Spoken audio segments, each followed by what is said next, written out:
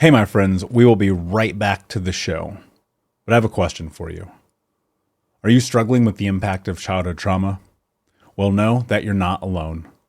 I'm here to let you know that I'm starting a brand new weekly coaching group that includes a year of life coaching, accountability, support, habit and goal setting, and more.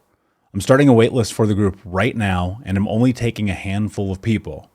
And I'll let you know that through this personalized coaching, we'll work together to help you understand how your childhood trauma has shaped your beliefs, behaviors, emotions, and will help you create a roadmap for healing and growth. Right now, you can schedule an absolutely free coaching session with me and get put on the wait list if you go to thinkunbroken.com. My friends, it's your time to turn your trauma into triumph, breakdowns into breakthroughs, and become the hero of your own story. And I'm here to support you in doing that. Just go to thinkunbroken.com to register for a free coaching call with me and to get put on the wait list for the brand new weekly coaching program. We'll be right back to the show. But before we do, I want to tell you about today's sponsor, factormeals.com, where if you go to factormeals.com/unbroken50 and use the code unbroken50, you can get 50% off your first order. That's factormeals.com/unbroken50. If you're like me and you are a person who is busy trying to create a life, heal, work on their health, wealth, and relationships, and not to mention deal with the day-to-days of normal life, you do not have time to be going to the grocery store and trying to figure out what you're going to cook every single day of the week. In fact, one time I did the math and I realized I was spending over 15 hours a week at the grocery store and cooking. When I added Factor, I got to use that time for myself, for my family, for my friends, for my community, and for my business. And so if you're in the place where you need some more support in the kitchen, head to factormeals.com/unbroken50 and use the code unbroken50 to get 50% off.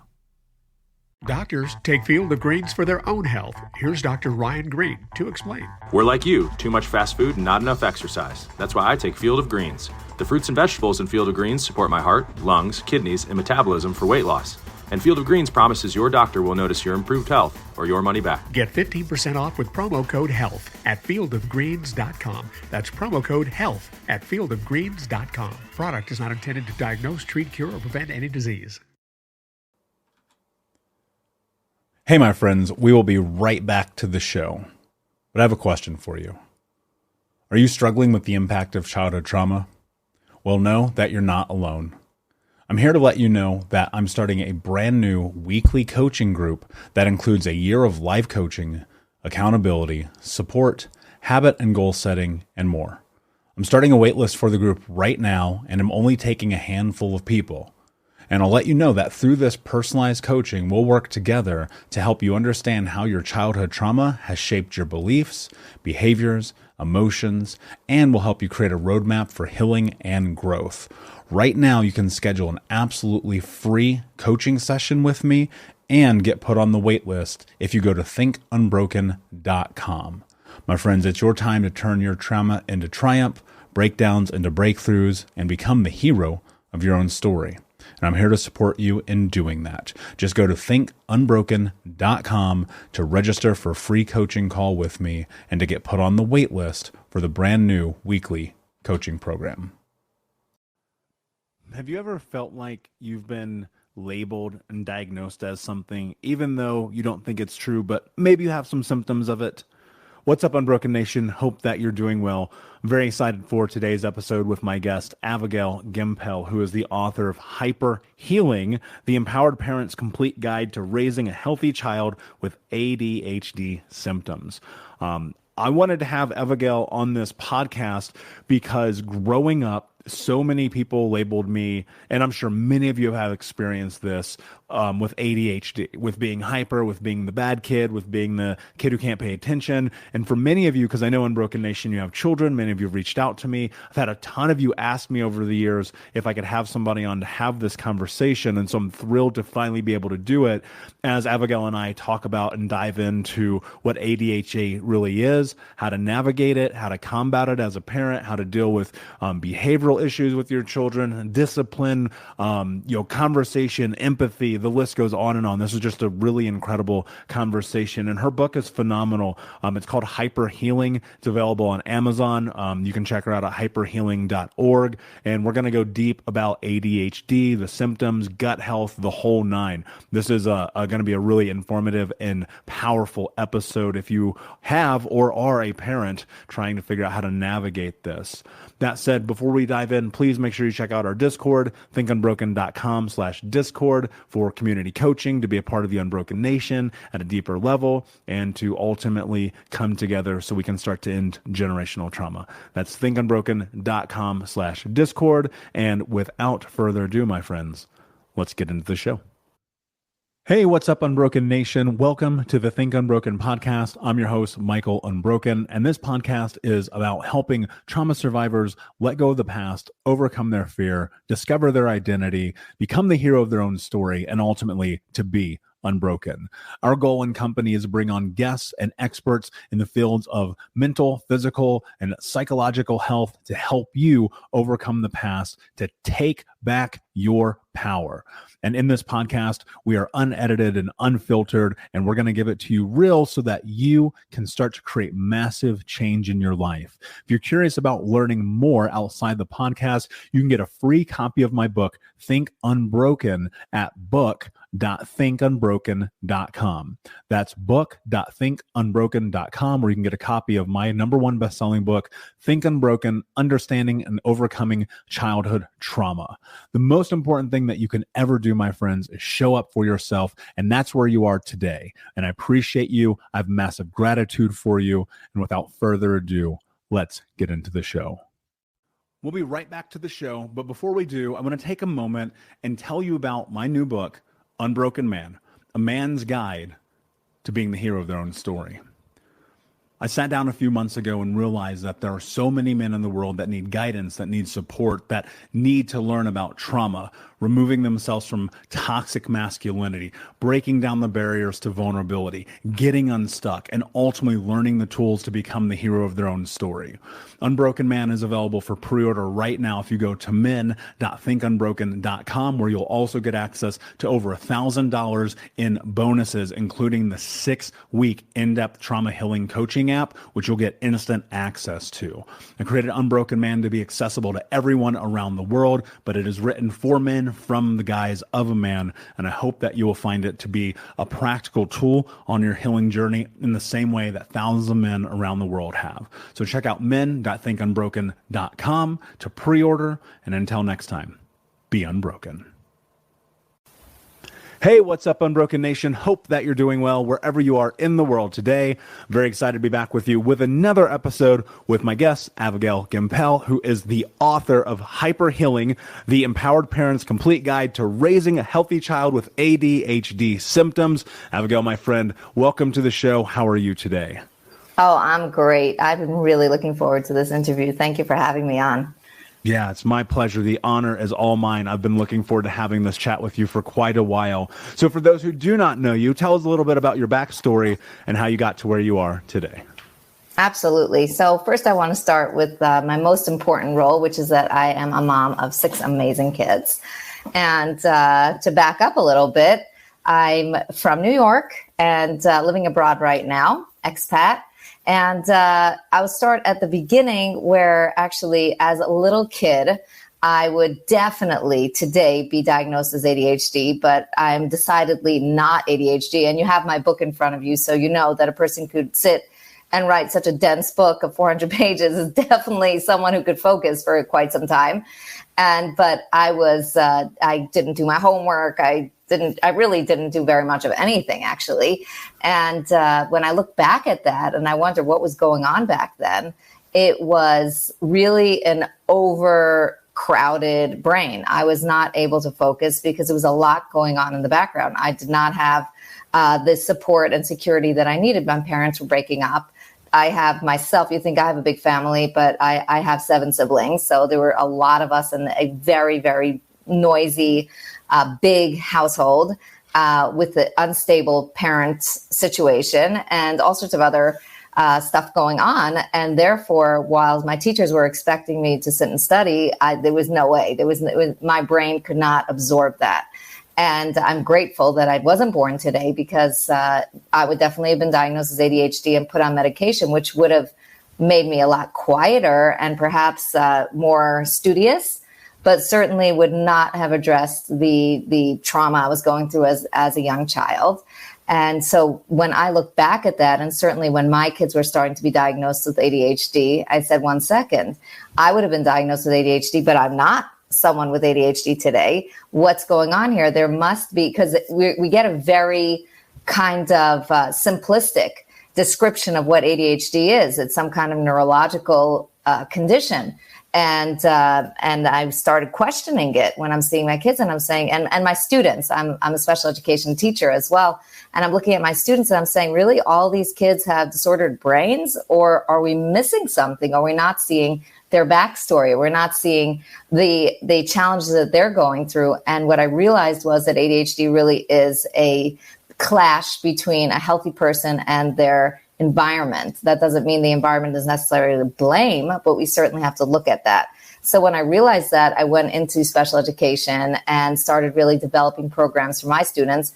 Met my husband about the same time when I was teaching in my first class. And he was over the top, confident and energetic. And I'm like, wow, this guy's amazing.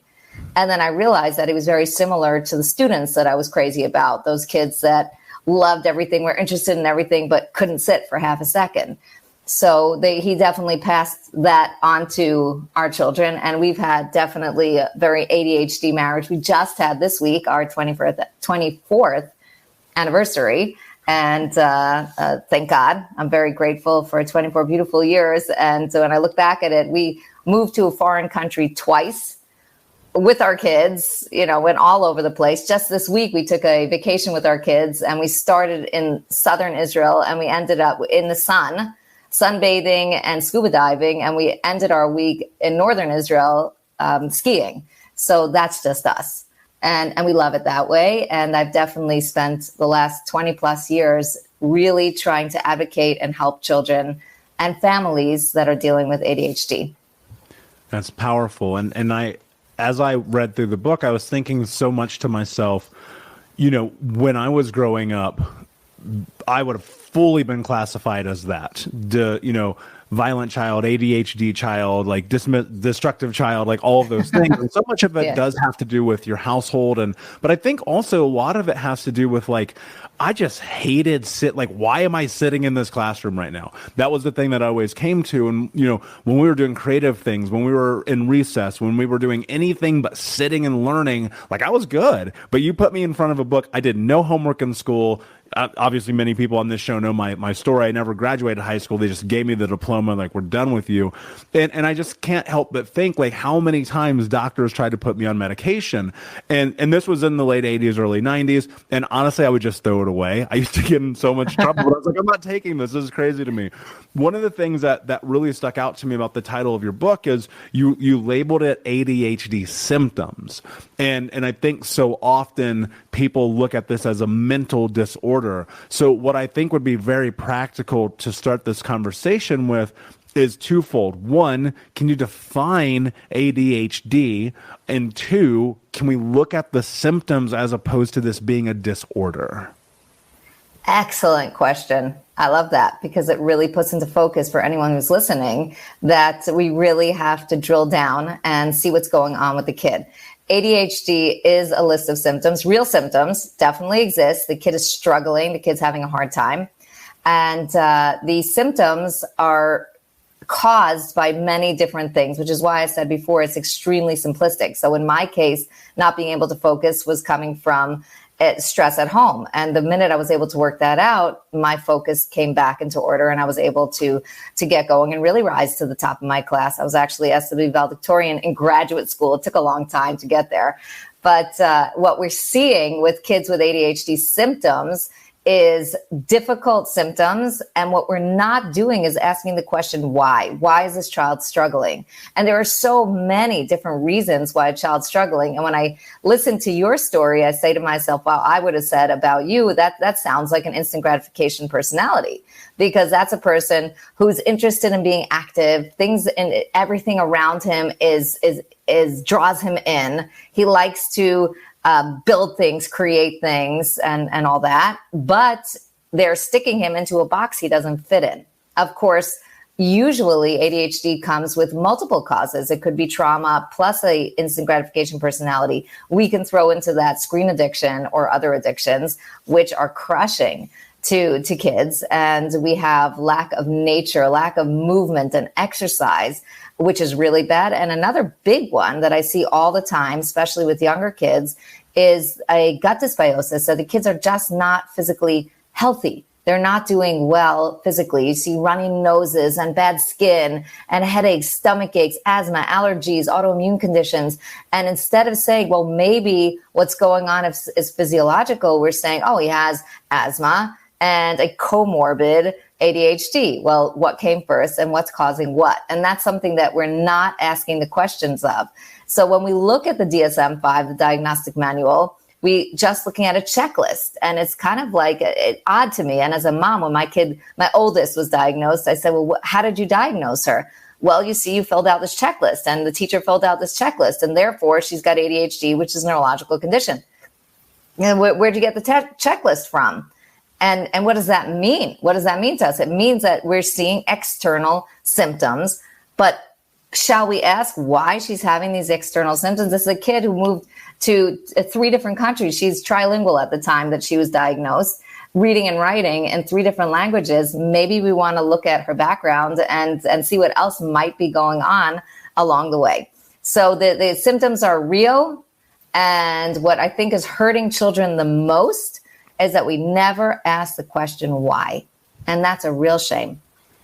Yeah, I totally agree. And, I think about quite often this idea that we kind of get pigeonholed into these boxes based on lists that really have no foundational evidence on your particular DNA.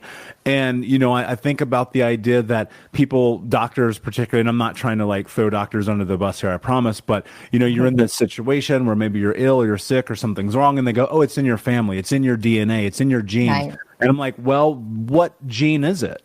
Can you tell me? Can you give me the exact gene that this has been traveled down through for generations that led me to this place? And they can't. They'll be stymied and dumbfounded because it's, for many things, I just don't think it's true. Now, that said, I definitely think that I'm you mentioned something about an instant gratification personality. That's really fascinating to me. And what I'm curious about is, are there other personalities that kind of fall within these different chasms? Well, every personality is different, and personalities are healthy. When you look at yourself, you say, okay, who I'm more similar to, my mother, my father, an aunt, uncle. You're going to find yourself in the family, not perfectly, because you're a different combination of person, but we are going to find ourselves within the family. All personality types are healthy variants of a personality. And therefore, we have to look at it and say, okay, what are the strengths and weaknesses of this personality? I see mainly that instant gratification is we're going to see more ADHD symptoms with that kind of personality. That's that type that's just wants everything here and now and fast and interesting and fun and slightly dangerous. I know my kids were always the ones that climbed to the top of the monkey bars first, and we're just kind of dangling off of it with one leg. So there's that. Of course, you're going to have the ADHD which is the more passive type. The kid who's kind of unengaged, but they're not unengaged. They're in a dream world where everything is fascinating for them, and they're escaping this here and now world, but they're finding something that interests them. They're always finding something else that interests them because they don't want to be where they are right now. So I think those two are very similar, although, and I always use this example that let's say you have a kid who's kind of a shy kid. So a shy kid might do great at tasks that require real good focus and other things like that. But that shy kid is going to struggle when it comes to engaging their environment and making friends. So they have their strengths and then they have their challenges. ADHD, which is when it is caused by an instant gratification, they have their strengths in that they integrate with their environment very quickly. That's the kid who's going to walk over to a stranger and ask a question and learn something new very fast. And that's the kid who's going to find novelty. And I say that this would be an inventor, a scientist, someone who's in high tech, an entrepreneur. Someone like you kind of, getting out there and spreading your voice and your story and helping people out in a very unique way. So those people are the ones that are going to shine there, whereas someone who doesn't engage as quickly because they're shy is not going to do as well in that kind of environment. So we have to look at each environment and figure out what we're going to build. We love that novelty. We love that you're looking for new things all the time and seeing things other people don't see. But we're having trouble with the fact that when you do that, you don't develop habits. You don't develop habits because you're not doing things over and over again, because you're always jumping from one novel idea to the next. Once it gets boring and you have to dot the I's and cross the T's, you don't want to do it anymore. So the two things we're learning is, okay, we've got to work on habits. And number two, we've got to pair you up with somebody who's good at that. Nobody lives in a vacuum. We're in a kind of a weird world where everybody kind of lives for themselves and is expected to be this kind of perfect being.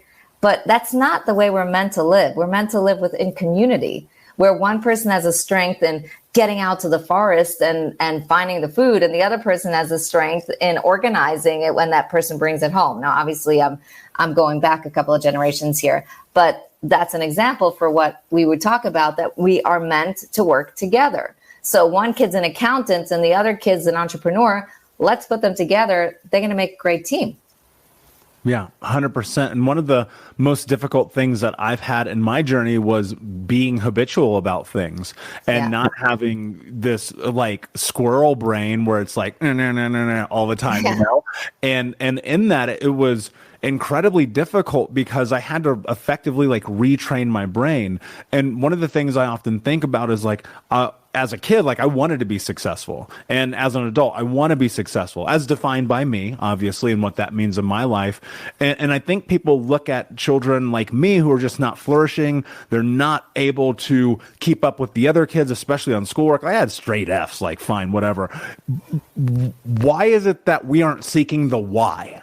Like how do you seek the why in trying to figure this out instead of just going, oh, no, we're going to diagnose you. Here's some medicine. Because I know that there are parents listening right now in the Unbroken Nation who are like, yeah, like my kid's kind of like this psycho in school running around 100 miles an hour. The doctors want to put him on medication. I don't necessarily want to do that. Where's the causation and correlation here? Where's the why? Right. So we don't ask why for, I think, a very simple reason. We are a fast food, quick fix generation. And a pill is much easier. And it's easier. It's a wonderful quick fix because you know what? It works. The kid gets quieter. So everyone likes that. And not only that, if the doctor says it's a neurological condition, then the teacher doesn't have to work hard. The parent doesn't have to work hard. Nobody has to work hard because the problem lives inside the child's brain, but it doesn't. And we're not asking the question why, because it's really uncomfortable when we turn up the answer. For example, let's say in my work, obviously, when I meet with a client, the first thing we do is get the full story from pregnancy all the way up to date. And the parents turn up with things like, wow, the discipline it really needs to be worked on. Now, everybody's discipline needs worked on. Nobody comes into parenting knowing how to discipline their child. And therefore, that should be obvious, but it feels uncomfortable. Like, oh, the discipline's off. That means I'm bad. I messed this up. No, you're not a mess up. You need to keep building your skills. Like in anything you go into, any work you do, you have to keep building your skills. Or, for example, we turn up a gut problem. We're seeing that the kid is a constant runny nose, but that's a lot of work for two busy parents who are working full time. Try to get the parents to now commit to completely overhauling and changing the kid's diet. It's hard work. And something that no one told us as parents is that parenting is hard work. and we have to work hard at it, and we have to constantly be changing and try to raise teenagers. It is absolutely the best way to really raise ourselves as adults is raising our kids, because they put this big old mirror in front of us and they're like, here are your flaws. Take a look at them, enjoy them, because you're just, sprinkling them all over the place. So that's why we go with the quick fixes and we don't ask the why. It's not popular. Nobody likes it. Yeah, and I think it's very unfortunate because I found in my own journey and many of the people I've coached, like that causation and that correlation is literally everything, right? And because if we don't have rhyme and reason, like I think to myself, like, how do you make meaning of that? How do you create a structure and a foundation for understanding what the game plan is, how to implement tools, like how to, even if it is a diagnosis that does require medication, like why, as opposed to just throwing it at us. And I think you're right. We do live in a very odd society. And I don't think that your message in this is to like single out parents who are busy and running multiple jobs and to tell them they're not doing a good job, but as opposed to like, this is just the culture we live in. And I think that so often people want the quick fix, but in that, and as parents that are listening right now, you wrote a chapter in the book that says, if mama ain't happy, ain't nobody happy. And I thought to myself, that's really fascinating. How important is it as parents that you're putting yourself first, especially when dealing with and navigating this? We must take care of ourselves. Nothing's going to work well if we don't take care of ourselves. And I'm the biggest parent advocate. Listen, I do parenting. That's my full-time job. Besides for my other 7 jobs, that is it.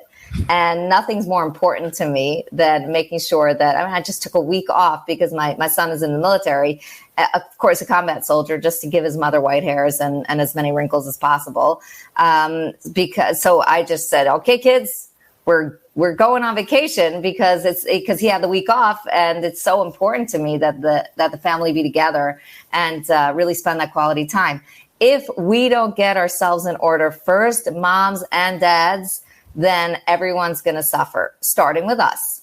Our kids see us, they watch us. When we are stressed, our kids absorb it immediately. They know what's going on with us. They read us and they feel every bit of our energy. So we start with really working out what's going on in our own emotional suitcases. That's just like the way I feel it. It's like we come into parenting with this enormous emotional suitcase of all the stuff that we've been through, all of our successes and failures, and every other story that we've been through, all the voices in our heads. And then when our kids start talking back to us, instead of it being a 5-year-old saying, no, it is every single person that's ever said no to me in my life and every failure I've ever had and all that stuff piled up, and our response becomes incredibly aggressive and way out of line for what we had dreamed of and hoped of as parents. So in order to really take care of our families, we have to feel calm. We have to feel in control, which is why I begin my book actually with the first 3 chapters being about us. And it's interesting. I love quoting Jordan Peterson on this one thing. I love Jordan Peterson's work in general, but this one line that really speaks to me, where he says that when parents don't discipline their kids and they let their kids climb all over them and do whatever they want, we think we're being good parents, we're being permissive, we're letting the kid express themselves. But what happens is it causes us so much anger and shame, and it really knocks us off kilter that later on we take revenge. So if we can't figure out how to discipline and how to become ourselves and how to know where our own red lines are, I cannot tolerate this kind of behavior. That doesn't work for me. If we don't do that, we're going to land up acting like really crazy parents. And we see them all the time. I used to ride the A train from Far Rockaway to Manhattan. I don't know if we have any New Yorkers listening, but it's, yes. Are you from New York? No, I'm not, but we definitely do. Okay, good. Anyway, so I used to ride that line all the time, and it was a pretty rough line. Interesting things going on all the time. But what I saw was a lot of angry parents. They had no support. There was no community. They were coming on the train, dragging kids that were acting wild, and they did not know how to discipline the kids because they were never taught. And when we get upset at ourselves for not knowing how to discipline, we have to stop and say, wait, did I learn this? Or did I expect myself to know this by myself? So they weren't taught to discipline properly. And I've seen some serious violence toward children that should never, ever be accepted by any parent. And the parent that smacked their kid's head into the pole on the train feels very ashamed, but has no idea how to handle it because she hasn't worked out her own voices and her own anger. And she doesn't have the skill she needs, which is why I'm the biggest parent advocate, because I'm like, here, let's talk. Let me give you skills that I had to learn myself after making a million mistakes as well. Yeah, and I think the only way you figure those things out is you have to make a million mistakes, or you come and you learn in aspects like this. One of the things is, like, I look at the episodes of this show where I have amazing people like you on, and I think to myself, I don't have children, but when I foster them, which is a huge part of my life mission, I want to be prepared for that, because I'm like, holy shit, when I was a kid, yeah, I get it, right? And like, I think a lot of that's a trickle down effect. But, I want to talk about two things here. One is this word discipline. And I think it's really important to talk about, especially in the guise of ADHD, because I think parents often think that perhaps violence is the solution for that behavior. But you talk about behind every challenging behavior is empathy and being willing to show empathy. And I think that is so incredibly important. So where are the parallels and the distinctions between those two things that can be beneficial for parents listening right now? Okay, so first of all, raising a kid with ADHD symptoms, and definitely if it's caused by an instant gratification personality, is really rough, because it's very, very hard to discipline these kids because they want our attention, and they want it strong, and they want it immediate, and just like everything else. And therefore, they're paying attention to us. And if we can give that attention in a loving, kind way, with compliments, with engagement, with playing a game, making a puzzle with them, or even sitting and watching a movie with our arm around their shoulders, they're going to glow from that. That's what they're waiting for. But most of the time, because they're so difficult, they trigger our anger and our criticism. And therefore, we land up yelling at them. And the minute we yell or we're aggressive physically, they're going to invite more of that. Not because they want it. It's really subconscious. But they need our attention. And if we're only giving it negatively, they are going to demand more negative attention. So that's the first thing we have to know. The second thing we have to know is we have to respect our children. And when I talk about discipline, and this is the empathy part, we first of all, this is an important thing I want to add here about empathy. When we don't discipline our children, what we're saying to our children and to ourselves is this child is not capable of behaving better.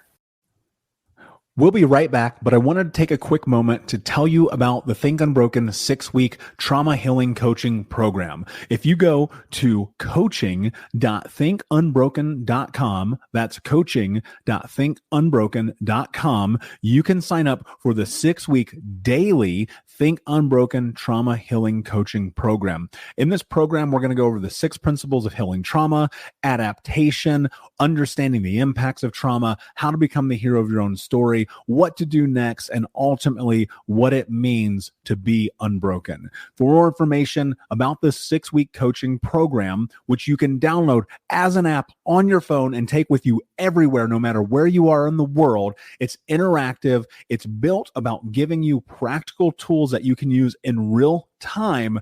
And if you're ready for what's next in your life, go to coaching.thinkunbroken.com. Again, that's coaching.thinkunbroken.com. Now let's get back to the show.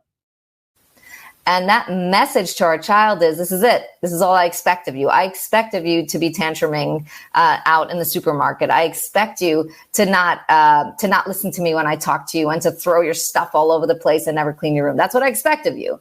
And that's a terrible message, because it's this terrible message of low expectation. But when we feel sorry for our kids, what we're doing is turning them into sorry children. And we don't want to use our sympathy or empathy in a place where our kids can do better. And the kindest thing we could do is stop them and say, that's not right. You are better than that. You've made a choice that wasn't the right choice, and you can make a better choice. So our kindness comes in this case in saying, stop.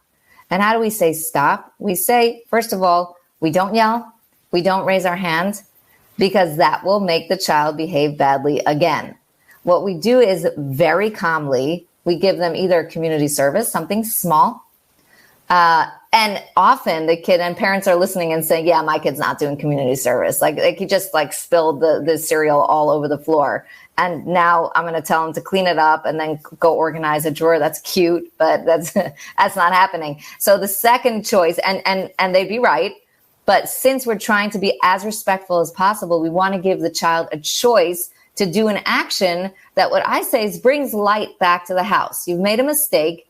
It's kind of brought a little bit of darkness because our interaction is now much more negative.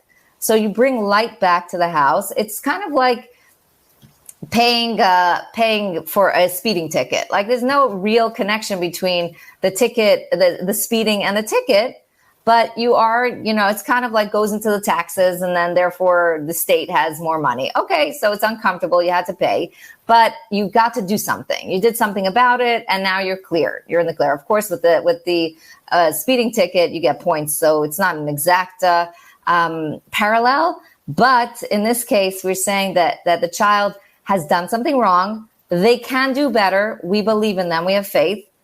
And how are they going to do better? By choosing to do something that will bring light to our home. Straightening something, organizing, folding some laundry, something like that. Our children are very bright. They get that what they're doing is making us happy and therefore giving them the opportunity to get out of the mess they put themselves in. But if they're refusing to do that, and that's fine, that they will refuse. And my daughter says to me, our job is to misbehave and your job is to forgive us. And I hear that. She's very cute.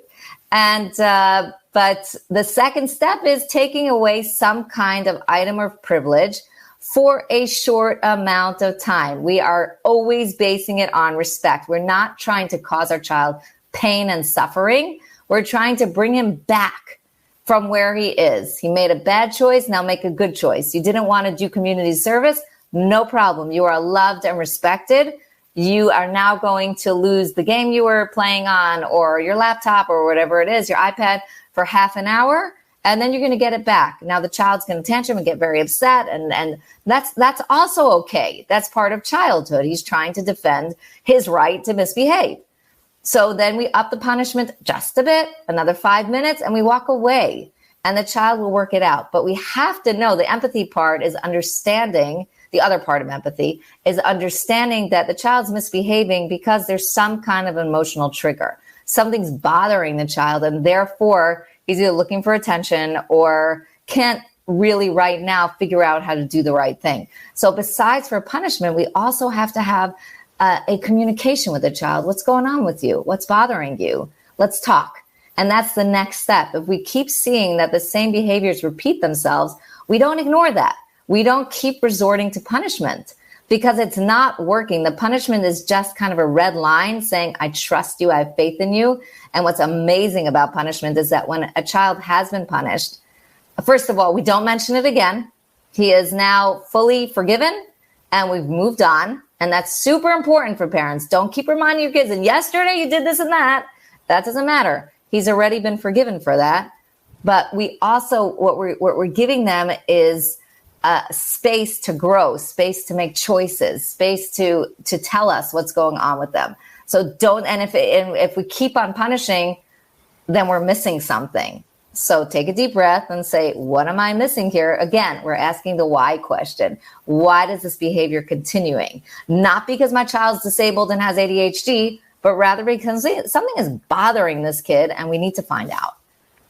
And I would have to assume, and this probably, I'm going to base this off my own experience, the more that there were these negative ramifications, for me, it was very violent, but a lot of the words being used, I would slowly start to adapt and they would become my identity. And I think that's part of what you're putting towards in regard to, it's not about reminding them, letting go, because I think that just as human beings, like we hold on to shit and I'm like, you just got to let that go, because if you don't, look, you're setting them up for failure. And I remember distinctly being like, everyone views me in this way, so that must be true about me. And you use a really powerful word for that in curse.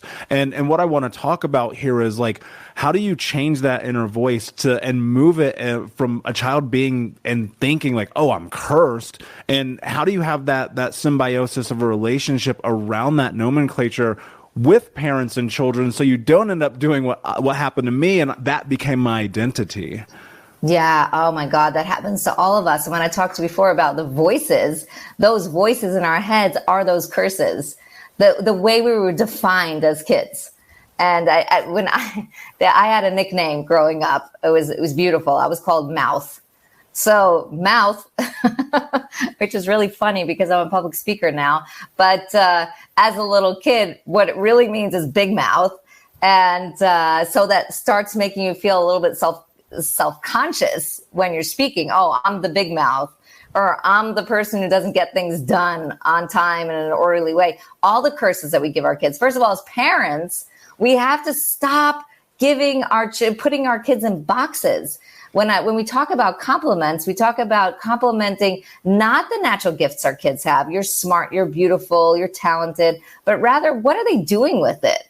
How are they using their talent and their skills to move forward? What step did they take today to do better than they were yesterday? The colors you chose on that painting really bring it alive. You blended it so beautifully. That your singing voice really made me happy when you were singing in the shower today. I was dancing on the other side of the door. So it's not about your voice, because that makes you self-conscious. Now you always have to have a good voice, and now you're always performing. And that's on the positive side. And even on the positive side, you have no idea how many clients I have that I'm helping them work through being smart, because they always had to be smart. If they were the smart kid, then they could have had to stop asking questions, because then someone would know that they weren't so smart. That would be revealed. And they had this horrible secret about, wait 1 second. I'm not so smart. I'm just like an average person.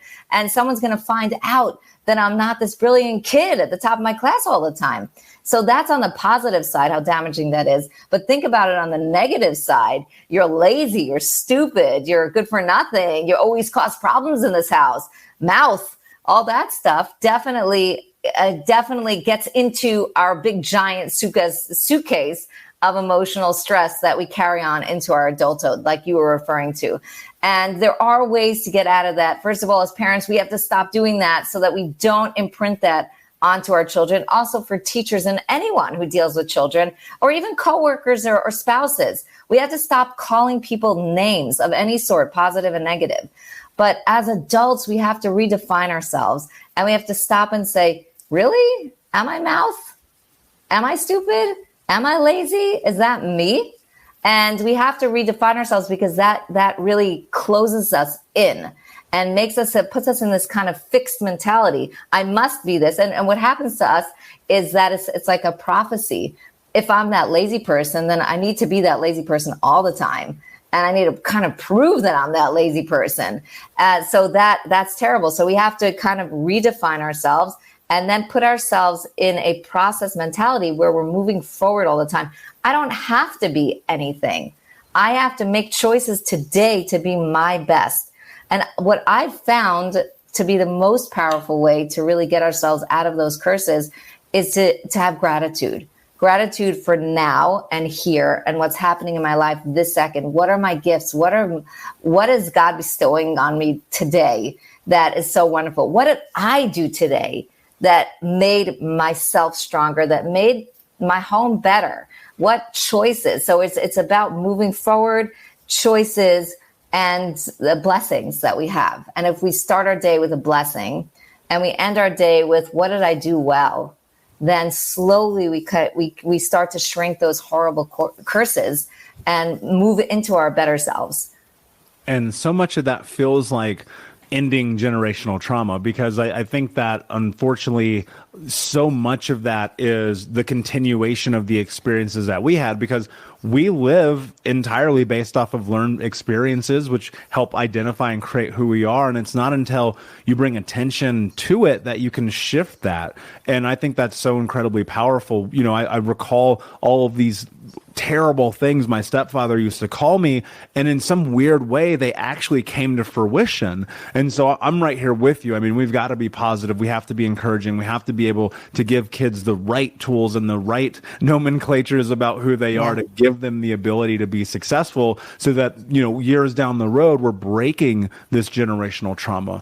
And one of the things I want to kind of go back to where we started this conversation, you had mentioned gut health in this process, and I recall as a child, I had the most terrible gut health. Part of it I know was from the food, part of it was from stress. I mean, the list goes on and on. But what is the ideal way to help parents be able to help their children, especially if they have sick kids who are also dealing with ADHD symptoms right now? Right. Well, let's start with the most basic. No more elective C-sections.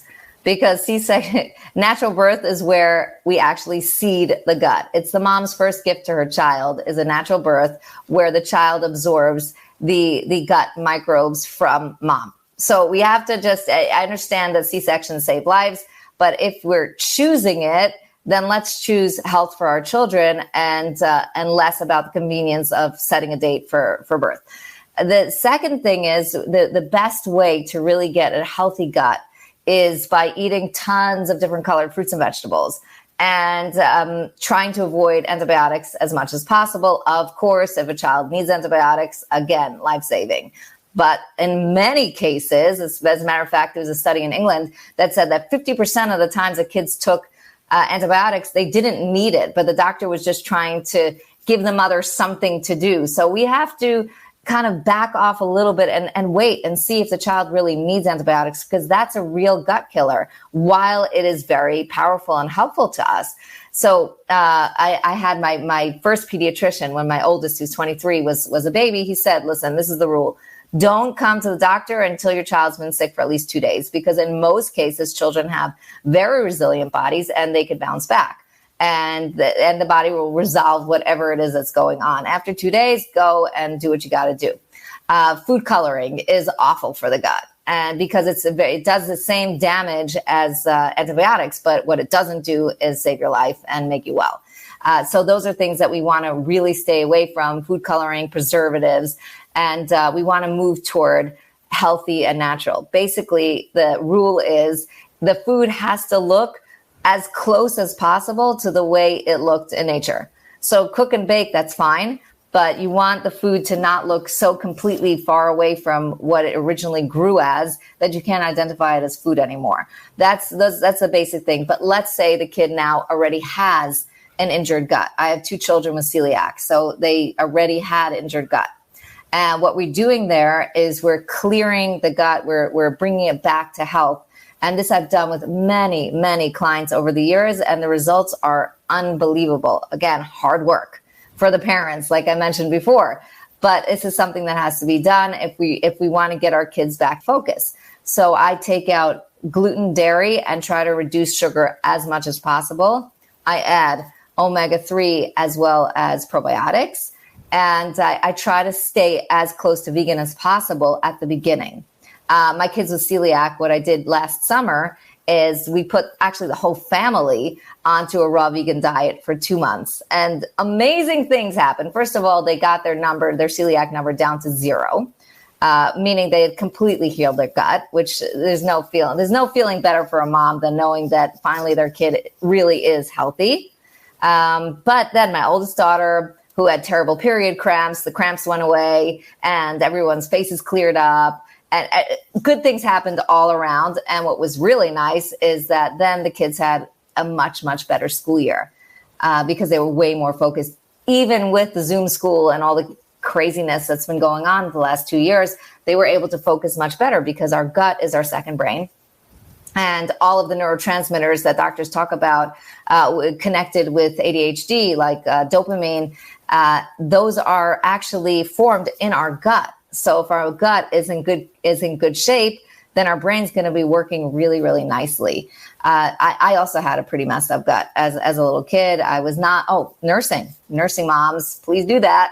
That's really, really helpful. A kid who's not nursed also is going to have a harder time having a healthy gut. I had strep all the time, every winter, 4 or 5 times. And it led to all sorts of, dry skin and headaches and things like that. So that's really difficult. Another thing I like to add is hang out with animals and go on hikes, because we need to have a diverse gut. We need to breathe in everything, have your dog lick your face and have all sorts of pets, and not my face, my kids' faces, obviously, and go out into nature as much as you can, because the microbes that are floating around in nature, they go right into you, you absorb them, and you're much healthier from that. Yeah, and I as you're going through this, I'm like checking off all the things that you said not to do that were a part of my childhood. And as an adult, like those are behavioral patterns even I've had to break. The Unbroken Nation knows my affinity for gummy bears, and like finding like how toxic they really are between the sugars and the dyes and all the other things, and like having to go through this gut healing process and learning how to take care of myself, how to eat well, and so on and so forth. And I think one of the greatest things now is we have access to more information like this than ever before. And it's really about the execution at this point, right? How do you take these ideas, these concepts, these things that you learn, bring them into play so that they make your life better? And look, it's not easy. Like there's nothing I'd rather do than like eat a bag of gummy bears, eat chocolate cake, and watch cartoons all day. But that's not conducive to the life that I want to have. Right. Abigail, this conversation has been absolutely incredible. Before I ask you my last question, can you tell everyone where they can find you? Sure, absolutely. But I want to add one more sentence. Please. Anything that you do with a friend. Do it in the community. You want to change your diet? Do it with a friend. You need support. Get to the gym, have a gym buddy. That's the way we get things done best. Now, with that said, on Instagram, you can find me at hyperhealing.adhd. And on my website, hyperhealing.org, you're always welcome to send me notes directly on hyperhealing, and I will always respond. I love having conversations with the people that are interested in this topic. And you can get my book, Hyperhealing, on Amazon. Amazing. And of course, we'll put all the links in the show notes. Abigail, my friend, my last question for you. What does it mean to you to be unbroken? Well, we did talk about the curses, and I think that being unbroken is getting rid of all of those curses and those preconceived notions of you that were really attached to you by other people that are not your own personal truth, and looking at yourself again and saying, I am a powerful person who can make choices, who can make changes, and today is a new day, and today I'm going to do great. And what's going to be my step today in the right direction? Brilliantly said, my friend. Thank you so much for being here. Unbroken Nation, thank you for listening. Please like, subscribe, comment, share, tell a friend. And until next time, my friends, be unbroken. I'll see ya. Unbroken Nation, hope that you just got a tremendous amount of value from today's episode. I want to know what you think. Please do me a favor and review, rate, and share the episode with 3 friends on social media today. It would mean the world if you did, because ultimately at the end of the day, creating community and connection is how we heal generational trauma in the world. And I need your help to do that, Unbroken Nation. So if you're on iTunes or Spotify or wherever you are, please like, comment, share, review. I want to know not only what you like about the show, but how I can make the show better, how I can make this further about helping you on your healing journey. So do me a favor, and when you do, shoot me a screenshot of you making the review to my DM at Michael Unbroken on Instagram so that I can have a conversation with you, say hi, and more importantly, so I can share it with the Unbroken Nation. Thank you so much, my friend. Hey, my friends, we will be right back to the show. But I have a question for you. Are you struggling with the impact of childhood trauma? Well, know that you're not alone. I'm here to let you know that I'm starting a brand new weekly coaching group that includes a year of live coaching, accountability, support, habit and goal setting, and more. I'm starting a waitlist for the group right now, and I'm only taking a handful of people. And I'll let you know that through this personalized coaching, we'll work together to help you understand how your childhood trauma has shaped your beliefs, behaviors, emotions, and will help you create a roadmap for healing and growth. Right now, you can schedule an absolutely free coaching session with me and get put on the wait list if you go to thinkunbroken.com. My friends, it's your time to turn your trauma into triumph, breakdowns into breakthroughs, and become the hero of your own story. And I'm here to support you in doing that. Just go to thinkunbroken.com to register for a free coaching call with me and to get put on the wait list for the brand new weekly coaching program.